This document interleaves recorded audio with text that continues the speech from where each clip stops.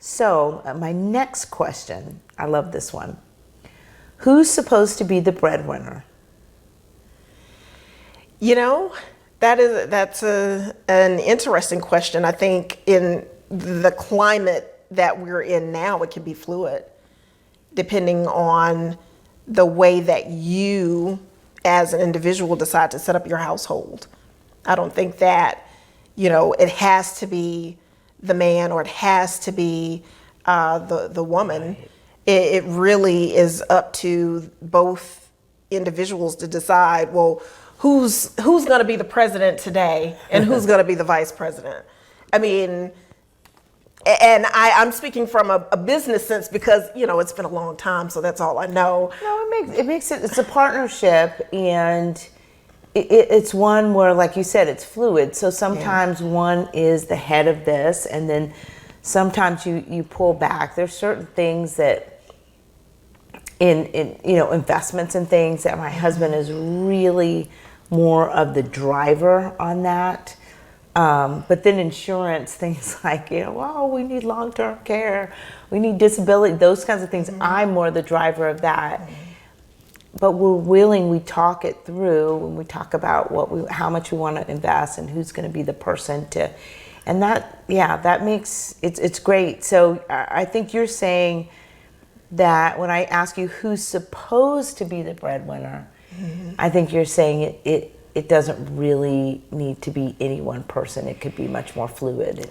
Yeah, it definitely can be fluid because just like you mentioned, there may be something that I'm more passionate about that, my better half would rather not touch. Therefore, I would be the one driving that. Right. Whereas, he could be the driver of other things and I would have absolutely no problem with that.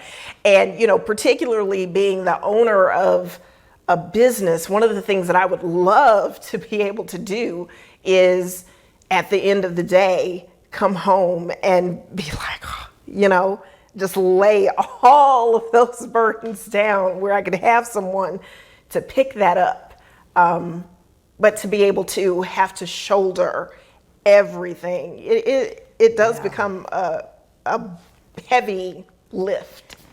I would love for you to share in your own words what it's like for you and maybe many other women to shoulder that burden, without that partner. That means that, I am responsible for everything. The success of the business or the failure of the business, the success of my home or the failure of my home, everything, even down to the groceries, rests on me and making sure that I get it done. Yeah, so there's this sense that it all begins and ends with you. Absolutely. And is that a lonely place to be? At this point, it's been a decade. It's been a very long time, and so I'm used to it.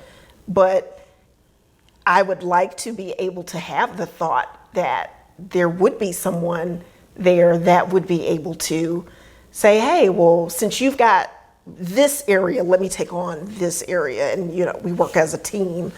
That would be the ideal situation. Yeah, I think I definitely have that where, there are things that I'll ask my husband to do for my business just because, like, he's the guy who puts together, like, any brochures I have to do, or the language, that I need, or if I need a business proposal or one sheet, he's the person, he's an MBA. Okay. And so he's able to do all those things. So I know exactly what you're talking about, is that having that partner to just say, hey, can you grab this? Mm-hmm. Can you help out with this? So yeah, that's really meaningful. And so let me ask you, it really feels to me, Kimberly, like you're open and available to date someone And so given that that's your mindset, am I seeing that correctly? Yeah, I'm definitely open and available. I would love the opportunity to be able to pour into someone just as much as they would pour into me. But there's levels to this. So, and what I mean by that is that you have to find someone who is just as equally yoked in terms of the level of commitment, what they want out of the relationship, because there are some people who just want to date and that's it. And there have been times where, okay, if that's all you want, that's all you want. But as you get older and more mature and know what you want out of life, just dating is not enough. You want to move forward with purpose. So that's what I mean by there are levels to this. So let's say that, so that leads into my next question. What do you think is the biggest obstacle for women today dating? And I know you're going to speak from your own experience. Yeah, that one is pretty hard, because what I want, I'm sure, is different from what other women want, and how you go about finding that person is probably as different. Are there different ways as there are colors out there? I love that you are saying you're respecting that everybody may have a different journey, but there are definitely common threads. I talk to a lot of people. I'm a therapist, and I hear the same things. Okay. Things like, guys don't ask women out anymore.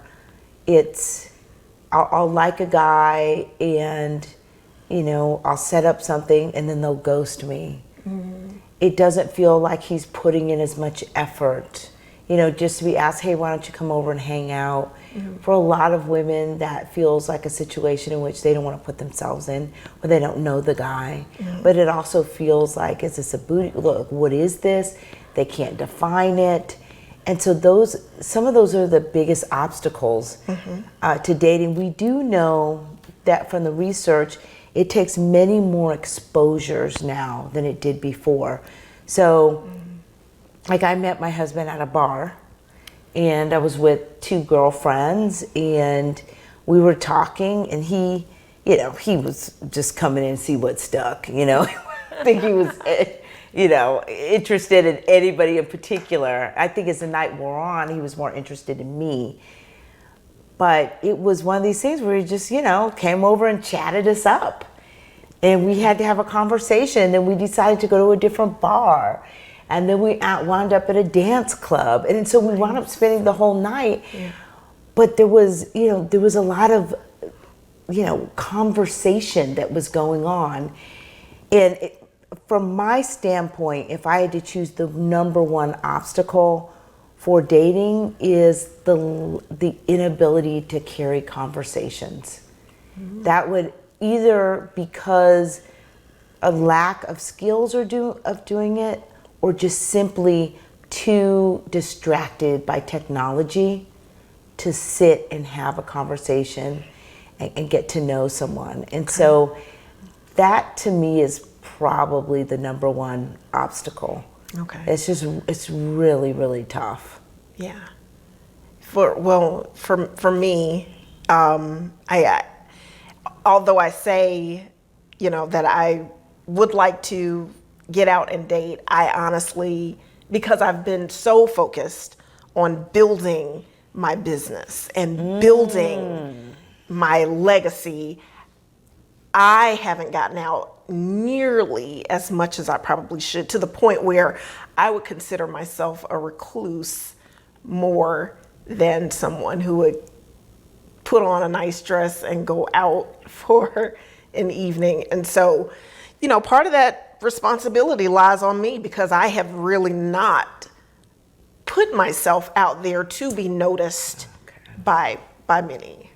So I think that if I gave you an action item, that would be the action item, is to put yourself out there. It is really very difficult to meet people doing the same things. I always tell clients that come to me, and I said, you know, the one thing you're going to have to do is you're going to actually have to do something different, because if you continue to do the same thing that you're doing now, you'll be exactly in the same spot. Yeah.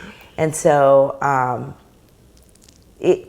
just know that dating and building legacy are not incongruent.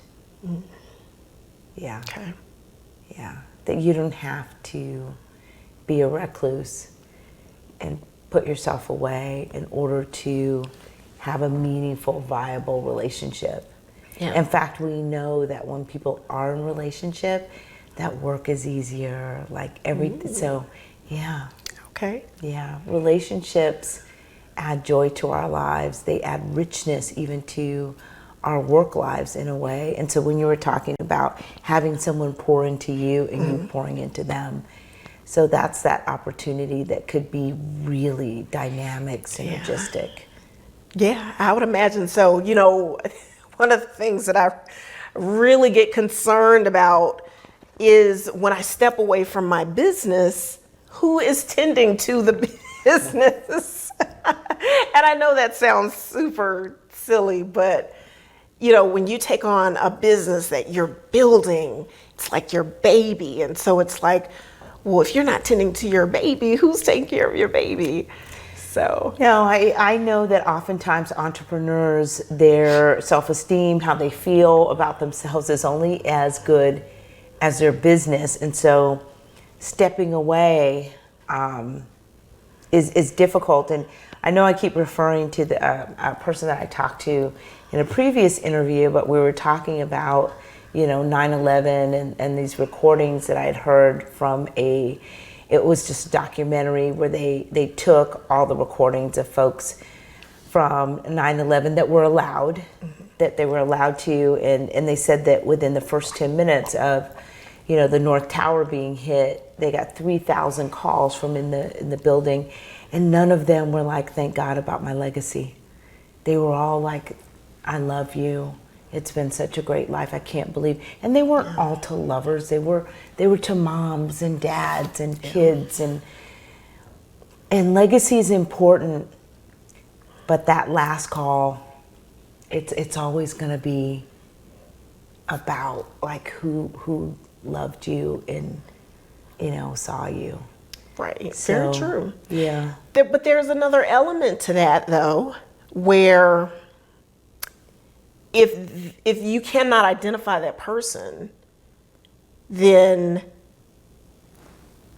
what else is there? If you have a tangible item, a tangible business that you are able to see the fruits of your labor, but there's this mysterious person out there you don't know that you may never meet. It's almost I love like, how you're talking this hypotheticals, but you told me you're a recluse.